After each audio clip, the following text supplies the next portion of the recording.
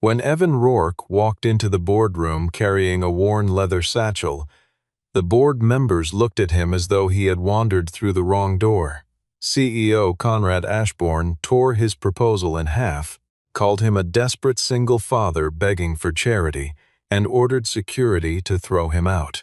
Evan did not resist. He simply set his phone on the table, dialed a single number, and switched on the speaker.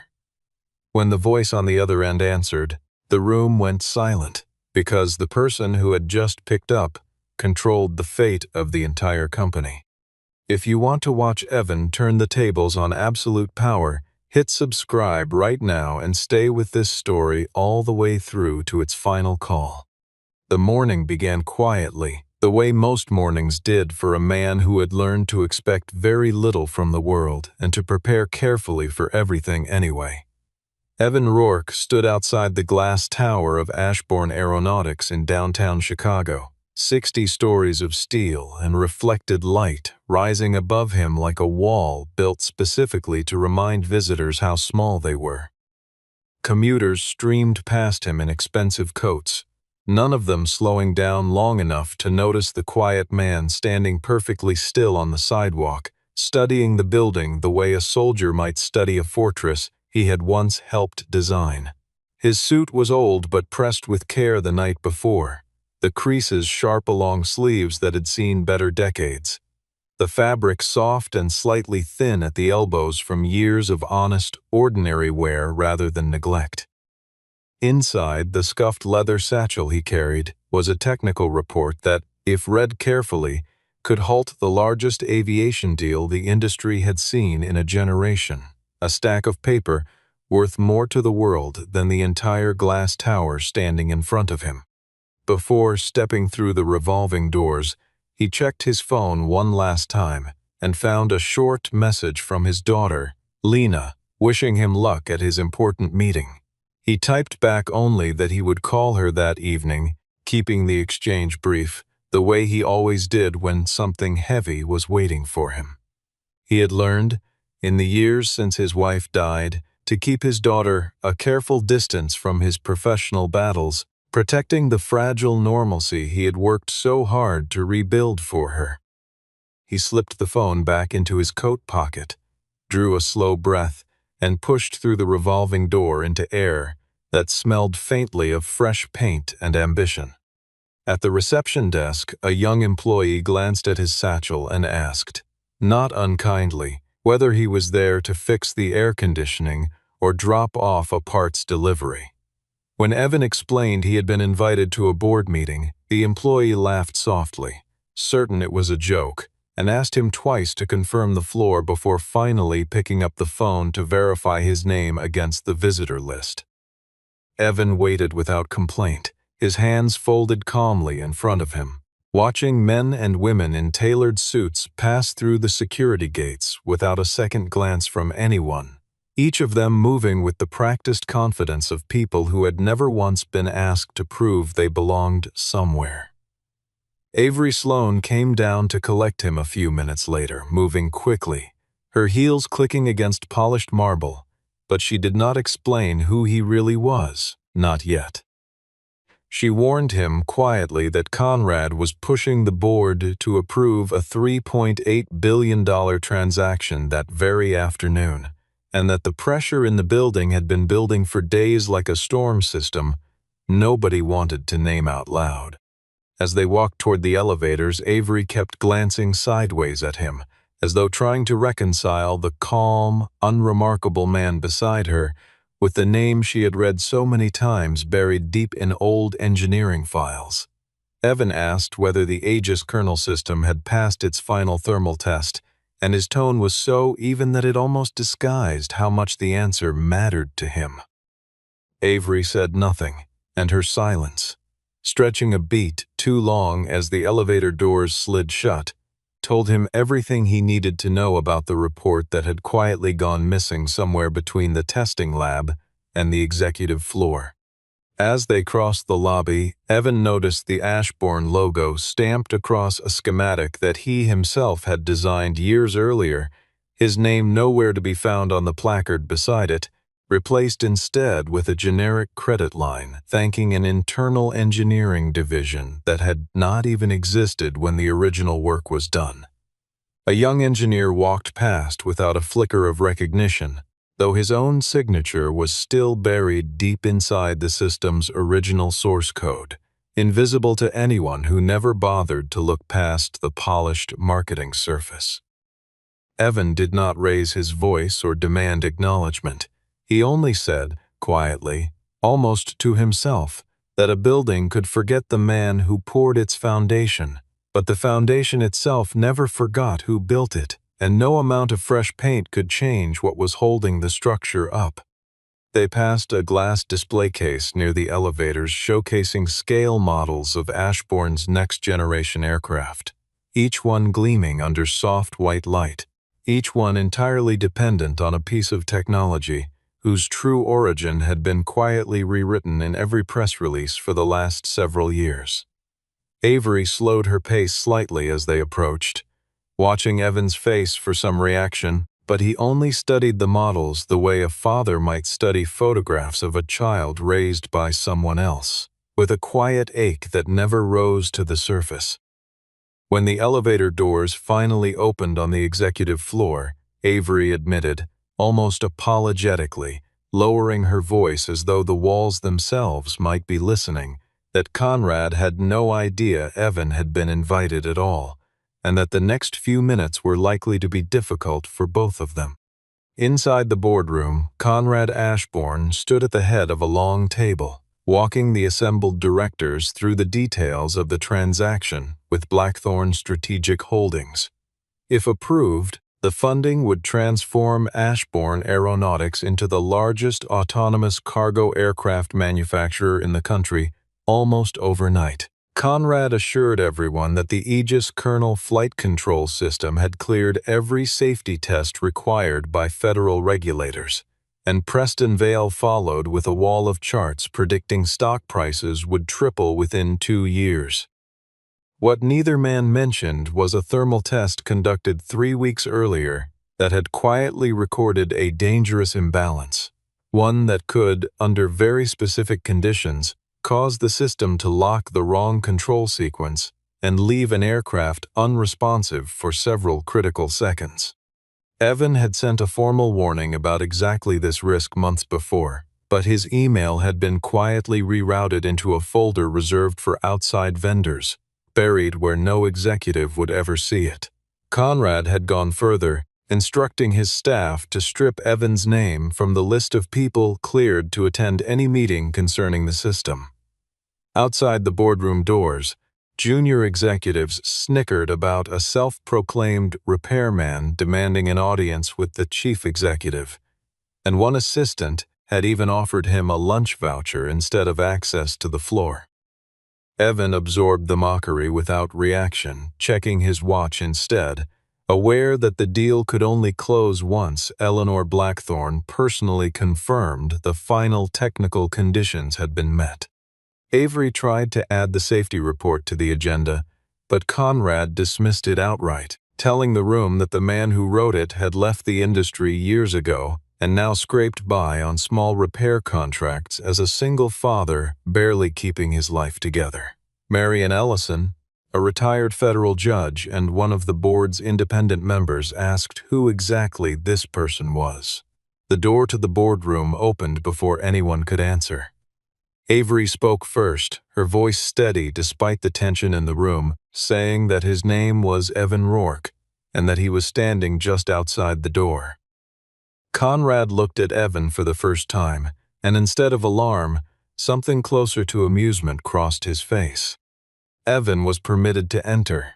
Though no chair had been prepared for him, a deliberate choice meant to leave him standing before the table like an employee called in for discipline rather than a guest invited to speak. Conrad asked how much someone had paid him to invent a story about a system failure, and Preston glanced pointedly at Evan's worn shoes, remarking that a man capable of understanding the Aegis Kernel would surely dress the part. Evan opened his satchel without responding to the insult and placed 3 documents on the table: the thermal test report, a copy of the original licensing agreement, and formal records confirming his standing as the system's named design authority, the single person whose technical sign-off the entire platform legally required.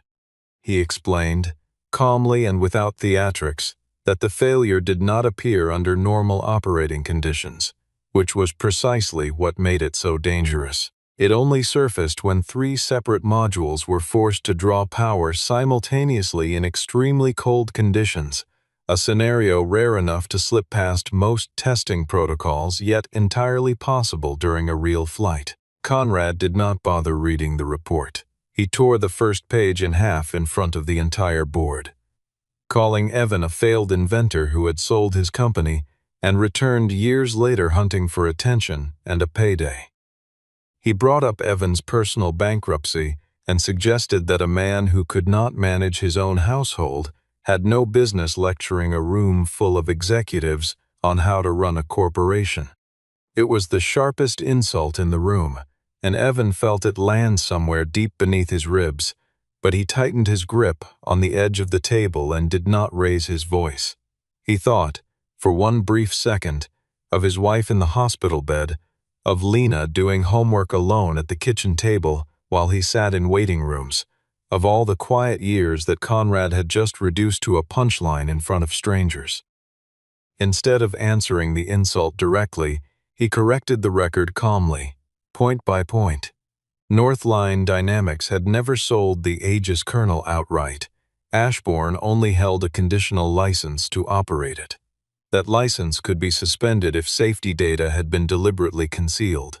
And the final approval signature Conrad kept referencing had never actually been provided by anyone with the authority to give it. Preston slid a settlement offer across the table worth $250,000, asking Evan to sign a statement calling his own report a preliminary observation rather than a finding, phrasing it as though he were doing Evan a favor by offering him a graceful exit. Evan looked at the number for a long moment, long enough that Preston clearly mistook the silence for hesitation and then refused. Preston raised the number to $1 million without waiting to be asked, sliding a second folder across the polished wood, and Evan still refused, asking the room quietly, in a voice that carried further than any shout could have, how much they intended to pay the people who would eventually be sitting on that aircraft when the system failed the way his data predicted it would. Conrad signaled to security and announced, in a tone meant to close the matter permanently, that Evan no longer had any right to speak inside the building. 2 security officers entered, moments later broad-shouldered men in dark blazers who looked distinctly uncomfortable at the idea of physically escorting someone who had made no threat and raised no fist. Evan did not resist them, though he asked evenly that they not touch the satchel, since it contained the only original copies of the technical documents in the room, documents that no one else in that building had bothered to safeguard for years. One of the officers glanced toward Conrad for confirmation before gently taking Evan's arm, clearly sensing that something about the situation did not sit right, even if he could not have named exactly what it was. Conrad seized the moment to humiliate him further in front of the board, raising his voice now, calling him an extortionist, accusing him of hiding behind the image of a struggling single father to manufacture sympathy, and insisting that men like him only appeared whenever they caught the scent of money somewhere nearby. He demanded that Avery be suspended immediately for allowing what he called a stranger off the street into a confidential meeting, and for a moment it looked as though the entire board might simply nod along and let the matter end there. Another inconvenient voice quietly swept out of the room. As Evan was led toward the door, Marian asked Conrad whether the board should review the licensing agreement before proceeding to a vote. Conrad answered flatly that all relevant intellectual property had belonged to Ashbourne for years, a claim he delivered with total confidence. Evan paused at the threshold and said, without heat, that Conrad had just placed a false statement into the official record of the meeting. Conrad shot back that no one in the room would believe a man who drove a truck older than most of the company's interns. Evan asked for exactly 30 seconds to make a single phone call, and Conrad agreed, curious to watch him beg some lawyer or minor investor for help. Evan set his phone on a side table near the door, turned the screen so the board could see it, and switched on the speaker before the first ring even finished. His fingers steady despite the two security officers still standing just behind his shoulders. The voice that answered belonged to Eleanor Blackthorne, calm and unhurried, and she asked immediately, without preamble, whether he was standing in the room with Conrad Ashbourne. The temperature of the room seemed to drop within seconds, the earlier laughter and mockery evaporating into something closer to stunned silence. Conrad rose halfway out of his chair, one hand braced against the table as though the floor beneath him had suddenly tilted. Preston's pen slipped from his fingers and rolled off the table, clattering against the hardwood with a sound that seemed impossibly loud in the quiet that had swallowed the room. Several board members exchanged uneasy glances, none of them aware that Evan Rourke had ever possessed Eleanor Blackthorne's private number, let alone the standing to use it as freely as he just had. Eleanor asked him 3 direct questions. Had he been given complete access to every piece of testing data? Had anyone pressured him to sign off on something he did not believe was safe? Did he currently believe the system as it stood was ready to carry passengers? Evan answered each in turn, without hesitation. No, yes, and no. Eleanor paused only briefly before issuing her decision, freezing the $3.8 billion transaction, suspending a $600 million line of credit, halting the order for 120 aircraft, and demanding an independent audit begin that same day. Conrad tried to object, insisting Evan was nothing more than a disgruntled contractor with a grudge. Eleanor's response was cold and immediate, stating that Mr. Rourke was not a contractor at all, but the one person her contract required her to trust before a single dollar could move. Before ending the call, she instructed the board to open Appendix Number 9 of the agreement, a section Conrad had never allowed any of them to read in full.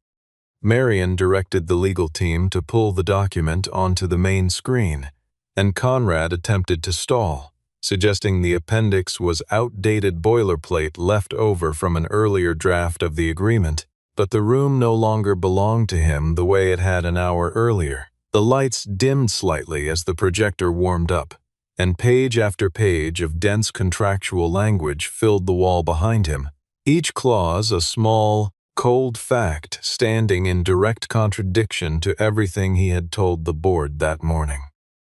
The appendix revealed that the entire transaction depended on 3 conditions. Ashbourne had to prove its legal right to use the Aegis kernel, all testing data had to be disclosed in full, and Evan Rourke himself had to provide final technical sign-off as the system's named design authority, a title that existed nowhere on any organizational chart Conrad had circulated among his own staff.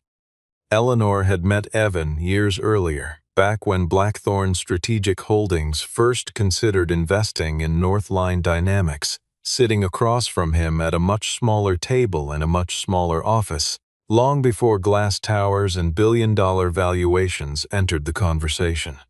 She knew from experience, forged in that earlier meeting, that he would never approve a system he believed was unsafe, regardless of pressure or price, and it was precisely that stubborn integrity which had made her insist on his signature as a non-negotiable condition buried deep inside the fine print. Conrad had told the board the signature was a mere formality, but without it, the company's most valuable asset was effectively impossible to commercialize on any meaningful scale. Preston tried shifting blame onto the legal department, but Avery produced a chain of emails proving both men had known about the condition for months. One message, sent directly from Conrad's account, instructed staff to keep Rourke away from the board until the funds had cleared. Conrad insisted Evan had engineered the entire failure deliberately, hoping to extort additional licensing fees from the company. In response, Evan pulled up the original source code and showed the room exactly where the problem had begun. A change made by Ashbourne's own engineering team 6 months earlier, one that stripped away a protective layer in order to speed up the system's response time. That modification had never been approved by him, and it had never been reviewed by anyone with the authority to sign off on it. Conrad still refused to accept responsibility, calling his own engineering staff incompetent and threatening to fire the entire department on the spot. Evan objected immediately, stating plainly that the engineers had sent repeated warnings up the chain, and it was leadership itself that had ordered those warnings deleted, protecting the people who had told the truth rather than punishing them. When the board offered to let Evan stay on to assist with the audit, he laid out 3 conditions of his own before agreeing to anything. No engineer who had reported the danger honestly would lose their job. The entire test flight program would be grounded immediately. Neither Conrad nor Preston would be given access to any audit data going forward. Marion called for an immediate vote to suspend Conrad's authority as chief executive while the review proceeded, and the vote split evenly, 6 in favor and 6 opposed, leaving the deciding voice to someone who had not yet entered the room. That deciding voice belonged to Harrison Ashbourne, Conrad's own father and the company's retired honorary chairman, a man Conrad was certain would defend the family's grip on power without question, the way he always had in every crisis before this one. Harrison joined by video call from a quiet study lined with old aviation photographs, his voice slower and rougher than his son's but carrying a weight that silenced the room the moment he began speaking. He studied Evan for a long moment through the screen, his eyes narrowing slightly, as though reaching back through years of memory, before admitting that the board had only ever heard part of the Aegis Colonel's true history, a version carefully edited long before most of them had ever joined the company. Years earlier, Ashbourne Aeronautics had stood on the edge of collapse after a previous project failed catastrophically, hemorrhaging money and credibility in equal measure, and it was Evan and Northline Dynamics who had quietly helped stabilize the first generation of the system that ultimately saved the company from ruin. Evan had never sold the patent outright, choosing instead to license it at a modest rate so that thousands of jobs could be preserved through the crisis, turning down offers from larger firms that would have paid him far more for outright ownership. After his wife fell seriously ill, Evan had stepped back from executive work to care for her, and later, for their daughter alone. Conrad had used that period of absence to claim publicly that Evan had lost the capacity to lead, quietly erasing his name from the company's official history and promotional materials. When his wife eventually passed away, Evan became a single father overnight, and he chose not to pursue a lengthy legal battle that would have dragged his young daughter through years of litigation. This revelation reshaped how the board saw him entirely. The man they had mocked only hours earlier had sacrificed both reputation and fortune to protect his family and the very employees Conrad now threatened to discard. Harrison cast his vote to suspend his own son. Conrad was stripped of his authority as chief executive, forced to step away from the head of the table, though he remained a major shareholder and had not yet been removed from the company entirely.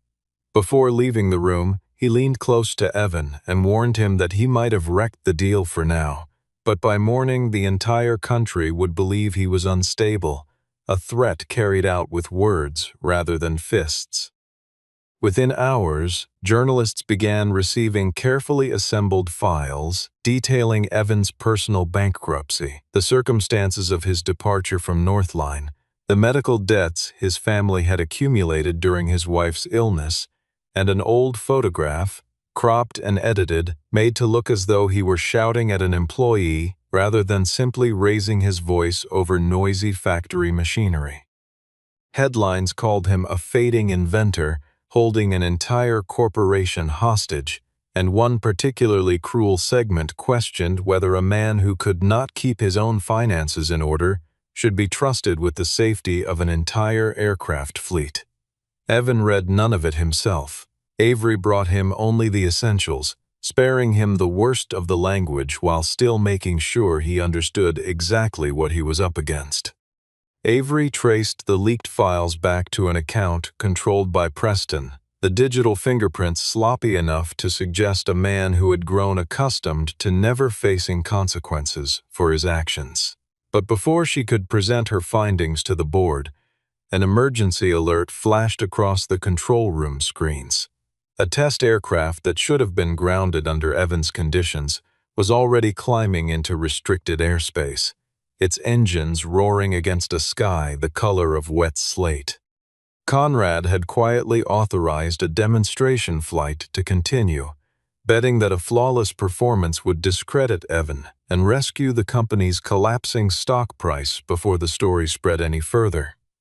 The aircraft carried no passengers, only 2 test pilots operating within a restricted airspace corridor, which kept the danger contained without turning the moment into something more violent than the story required.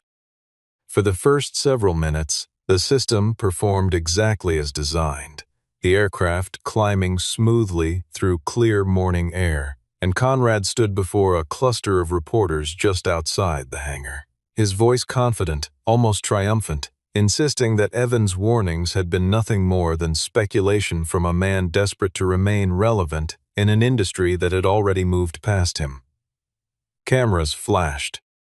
A few reporters even began drafting headlines in their heads about the vindicated chief executive, certain the story of the day would be Conrad's victory rather than anyone's downfall. Evan was watching the live telemetry from the control center when he noticed the outside temperature dropping rapidly just as the system began shifting load between its 3 primary modules, the precise combination he had warned about from the very beginning, the exact scenario Conrad had dismissed as paranoid speculation only hours earlier. His pulse quickened, though his voice did not, and he leaned toward the nearest technician and demanded the flight be aborted immediately, his tone carrying the unmistakable urgency of a man who understood exactly what came next if no one listened. Conrad, watching remotely from a hastily arranged press briefing, overruled him without hesitation and ordered the pilots to continue, unwilling to let a single canceled test undo his last chance at controlling the narrative.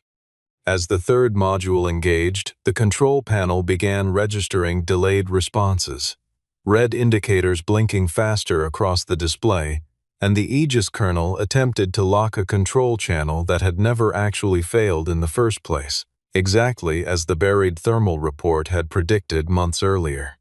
Evan did not panic. He moved to the console himself, his voice low, and even as he calmly instructed the ground team to disable the optimization algorithm, Ashbourne's engineers had quietly added, "Restore Northline's original protective architecture layer by layer, reduce engine output in careful, deliberate increments, and guide the aircraft back toward the runway using manual override rather than trusting the compromised system to correct itself." The plane landed safely, tires screeching against the runway in a long, controlled skid, with no injuries and no damage beyond a few frayed nerves among the crew and one shaken pilot who would later tell investigators that Evan's calm voice over the radio was the only reason he had not panicked. Every command Conrad had given during the incident had been automatically recorded by the same systems he had once trusted to protect his reputation, and the recording proved beyond doubt that he had understood the risk and ordered the flight to continue anyway, purely to protect his public image in front of the cameras waiting outside. Engineers who had stayed silent for months, afraid of losing their jobs or being quietly reassigned into irrelevance, finally stepped forward to stand with Evan, handing over emails, source code changelogs, and safety reports that had been quietly rejected for well over a year. One by one, they described the same pattern, A warning raised, a meeting called, a promise made that the issue would be addressed, and then silence, followed by the next warning raised somewhere else in the system. Evan discovered that Preston alone had ordered the deletion of 17 separate warnings over the course of 6 months, a pattern far too consistent and far too deliberate to dismiss as simple carelessness or oversight. Amid the chaos of reporters and lawyers circling the building, Evan found a quiet moment for a single private call with his daughter. Lena asked if he was all right, and he told her he was fine, gently reminding her to stay focused on her upcoming exams rather than the noise surrounding him. The exchange was brief, a small reminder of the man behind the headlines, without letting it overtake the larger story unfolding around him. Marian announced that the board would convene one final hearing the following morning to determine the company's path forward. Conrad still held one card left to play, an older family provision granting the Ashbournes veto power over any chief executive's removal, unless deliberate fraud could be proven beyond doubt. The boardroom where Evan had once been ordered out was packed the next morning with lawyers, auditors, and shareholder representatives crowded along the walls, extra chairs dragged in from adjoining offices to accommodate everyone who suddenly needed to witness what was about to happen. Camera crews waited outside the building, kept back by a line of security barriers, murmuring speculation into microphones long before anyone inside had said a single word, and inside the air felt thick with the particular tension that settles over a room when everyone senses history is about to be rewritten in front of them. Conrad arrived in an expensive suit, his composure intact despite the sleepless night etched faintly beneath his eyes, and admitted to technical mistakes while flatly denying any intentional fraud, insisting every decision had been made to protect the company and the thousands of jobs depending on it. His attorneys renewed their attacks on Evan's credibility with practiced precision, pointing again to his bankruptcy, the years he spent outside executive life, his financial stake in the original patent, and the suggestion that his hostility toward the Ashbourne family made him fundamentally biased, unable to offer the board an objective account of anything that had happened. Evan sat through the accusations without flinching, his hands folded on the table in front of him, the same worn satchel resting at his feet like a quiet, patient witness that had already seen everything the lawyers were still trying to argue away. Evan did not respond with emotion. He simply laid out the evidence, one item at a time, his voice never rising above a measured, deliberate pace that made every word land harder than shouting ever could have. Conrad's digital signature on the order deleting safety warnings, emails authorizing code changes without his knowledge, the settlement offer meant to buy his silence, the recorded command to continue the flight despite clear danger, and data proving Preston had altered risk disclosures sent to investors long before the public ever learned there was anything to disclose. Each document appeared on the screen behind him in turn, and with each one, the confidence on Conrad's face dimmed a little further, like a light slowly losing power. Conrad continued to insist, even now, that Evan was simply trying to seize control of the company for himself, grasping for one last narrative that might still turn the room in his favor. Evan answered that he had never once asked for equity, compensation, or an executive title. The only thing he had ever requested, from the very first email that vanished into an ignored folder, was that the system be grounded until it could be made genuinely safe for the people who would eventually depend on it. Avery then played a recording from 6 months earlier, the audio slightly muffled but unmistakably clear, in which Preston asked Conrad what would happen if Evan ever discovered the missing protective layer buried inside the system's architecture. Conrad's own voice answered on the recording without hesitation, calling Evan a single father drowning in debt, confident that enough money would make him sign anything placed in front of him, certain that a man with bills to pay could never afford the luxury of principle. The room fell into complete silence, broken only by the faint hum of the projector and the shuffle of papers no one was reading anymore. Conrad's attorney reached instinctively for his client's arm, too late to stop the words already hanging in the air, already burned into the memory of every person seated at that table.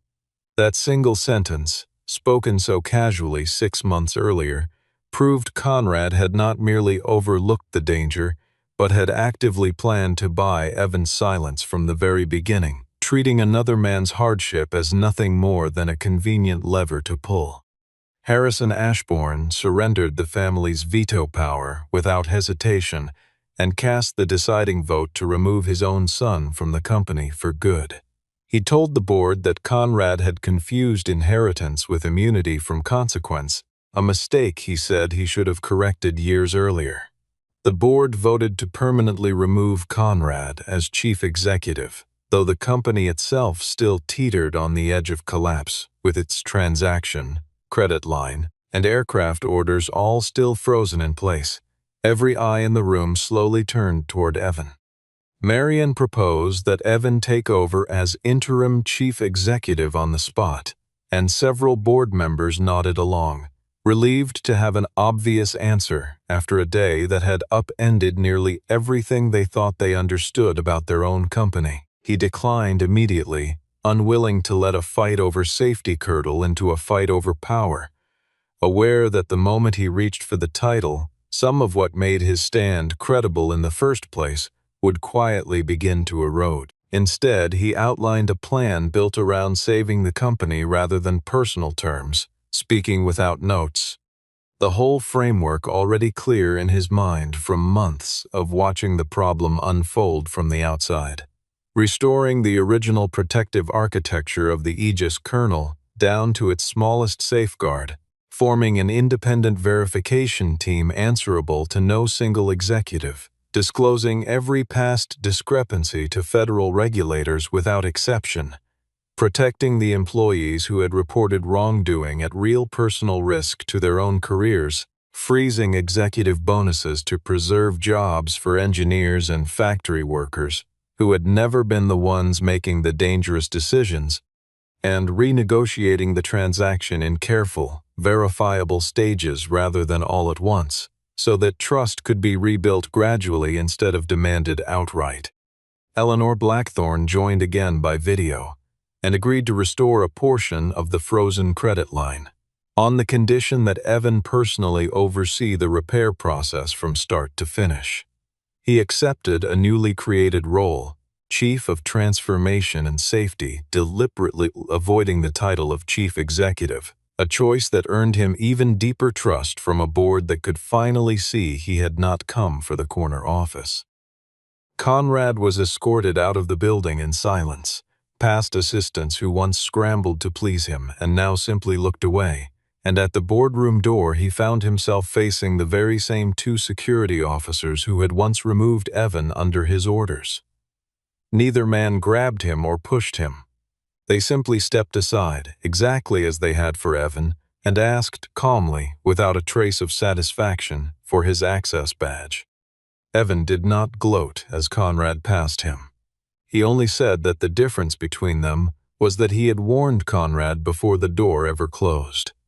Preston Vale was suspended immediately, his badge deactivated before he had even cleared out his desk, and his financial records were forwarded to federal investigators for further review, the same investigators who would spend the following months untangling exactly how deep his manipulation of the company's disclosures had run. Word of his removal spread through the building within minutes, whispered between cubicles by employees who had spent years watching him operate without consequence, many of them quietly relieved to see the pattern finally broken. Before the board adjourned for the day, Marion rose from her seat, walked the length of the table, and slid the chair from the head of it toward Evan, the legs scraping softly against the floor in the otherwise silent room. She told him quietly, in a voice meant only for him though everyone could hear it, that they had once thrown the wrong man out of that very room, and that some mistakes could only be corrected by making room for the person you had wronged. 4 months later, the Aegis Colonel passed every independent safety test without exception, each result verified by 3 separate outside laboratories that Evan himself had insisted on bringing in, refusing to rely on a single source of confirmation ever again. Blackthorn Strategic Holdings restored the transaction at a smaller scale, wrapped now in far stricter safety provisions than before, provisions that Evan had personally drafted line by line over long nights at his kitchen table, long after Lena had gone to bed.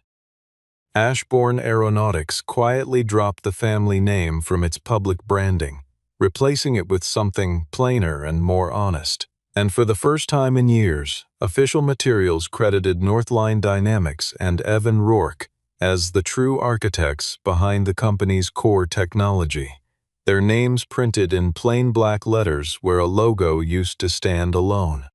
There was no overnight windfall, no sudden fortune.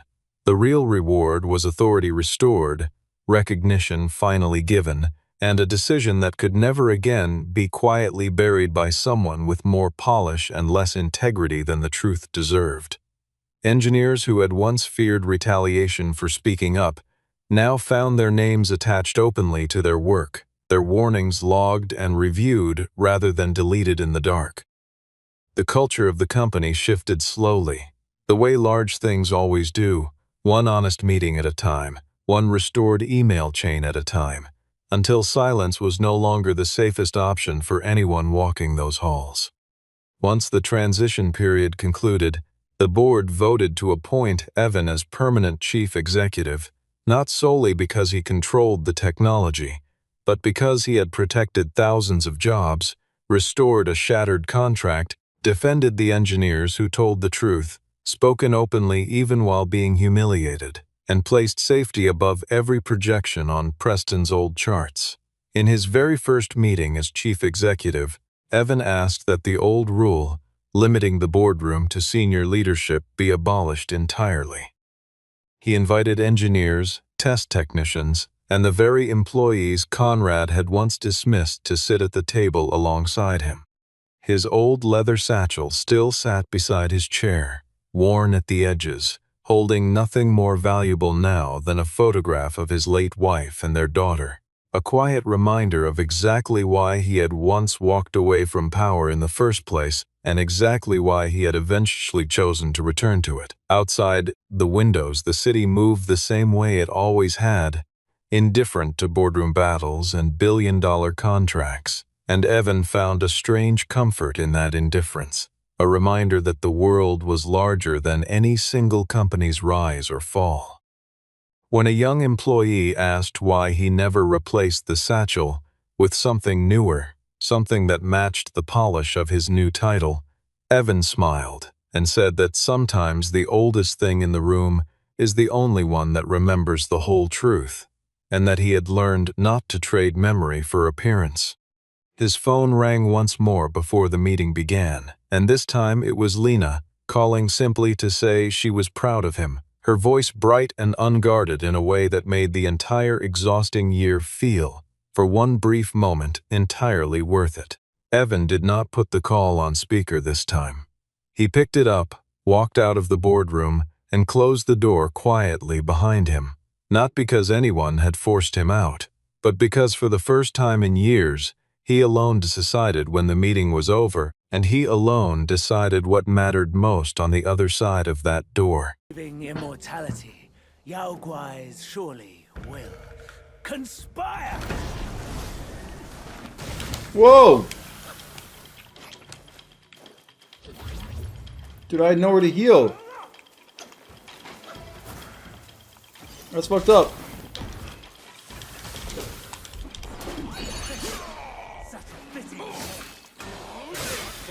I have no health.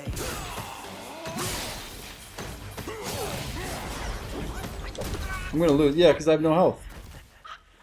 Ray 6 locking. Got you, bro. Thank you. Thank you, Zeno, for the donation. Thank you, everybody.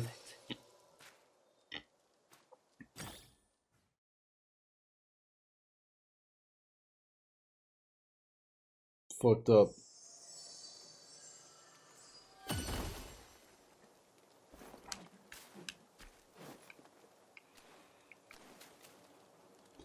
Nicolas Santos, Yabaruski. What's up, Matt? Yeah, bro, this game is definitely fun. It's a great Souls game. If you want a lot of action, a lot of fighting, get it. Alright, let's rip it. Skip all the snakes, go straight to the boss fight because they can't enter the arena. Got you. I was just kind of doing it because I'm early game and I actually need the XP. But for now, you're right. I'm going to just go straight to boss.